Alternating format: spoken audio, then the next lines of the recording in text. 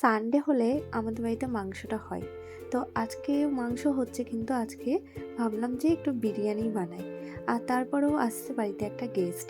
তো বাড়িতে গেস্ট আসলে একটু স্পেশাল তো হয়ই। তো প্রথমে আমি বিরিয়ানির জন্য আলুগুলো ভেজে নিলাম। তারপরে আমি তো মানে পেঁয়াজটা ভেজে নিয়েছি, বেরেস্তাটা করে নিয়েছি। আর ও চলে আসছে, অর্ক। এটা হচ্ছে আমার ননদের ছেলে, ভাগ্নে হয় সম্পর্কে। ওর বাড়ি হচ্ছে মালদাতে, ও কলকাতায় এসছে, তো আমাদের বাড়িতে আসলো। বিরিয়ানির মাংস যেরকম রান্না করে আমি মানে ঘরোয়া যেভাবে করে আমি সেইভাবেই করছি। সব মশলা ভালো করে কষিয়ে নিয়ে তারপর মাংসটা দিয়ে মাংসটা কষিয়ে নিচ্ছি। আর আমি মাংসতে একদম জল দেবো না, মাংসের যে জল সেটাই আমি দিয়ে কষিয়ে নেব। ওদিকে ভাতটাও আমি করে নিয়েছি। আর এখন বিরিয়ানির লেয়ারটা দিয়ে নিচ্ছি। প্রথমে আমি হাঁড়িতে ঘিটা মাখিয়ে নিয়ে মাংসটা দিয়ে নিলাম। তারপরে একে একে লবণ, তারপরে ভাত আবার দিয়ে নিলাম। মানে সত্যি কথা বলতে ভিডিওগুলো এত লেটে এডিট করি, আমি নিজে ভুলে যাই।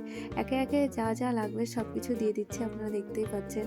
মানে নাম ধরে আর বলতে পারছি না, কারণ ভিডিওটা যেহেতু স্পিডে করা আছে আর এত কম টাইমের মধ্যে ভিডিওটা শেষ করছি, তাই সব কিছু বলতে গেলে ভিডিওটার সঙ্গে ভয়েসটা একদম মেলাতে পারবো না। সত্যি বলতে বিরিয়ানিটা খেতে আমিও ভালোবাসি, তবে বাড়িরটাই আমার বেশি ভালো লাগে দোকানের থেকে। হ্যাঁ, দোকানেরটাও ভালো লাগে, যেমন আরসালান সিমলারটা আমার বেশ ভালো লাগে খেতে।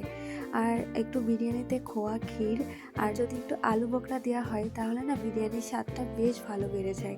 আর সবার লাস্টে একটু ঘি দিয়ে দিচ্ছি আর একটু মাংস উপরে দিয়ে দিচ্ছি। আর গ্রেভিটা আমি খুব কম দিয়েছি, একদম অল্পই দিয়েছি।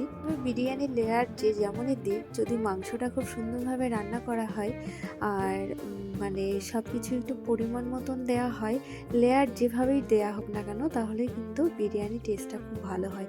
আমি খুব ভালো করে ফয়েল পেপারটা দিয়ে এভাবে ঢাকনা দিয়ে একটা নোড়া দিয়ে চাপা দিয়ে আধ ঘন্টা ধরে আমি দিয়েছি দমে। আধ ঘন্টাটা আমার একটু বেশি হয়ে গেছে, 15 মিনিট দিলেই হতো, কারণ এই চালটাই না আমি বুঝতে পারিনি। না, এই চালটা আমি ফার্স্ট টাইম বানাচ্ছি। চালটা ভীষণ ভালো আর বেশ এক্সপেন্সিভ চালটা, তবে খেতেও বেশ ভালোই লাগলো চালটা। সবাইকে দিয়ে দিয়েছি, এবার আমি খেতে বসে গেছি।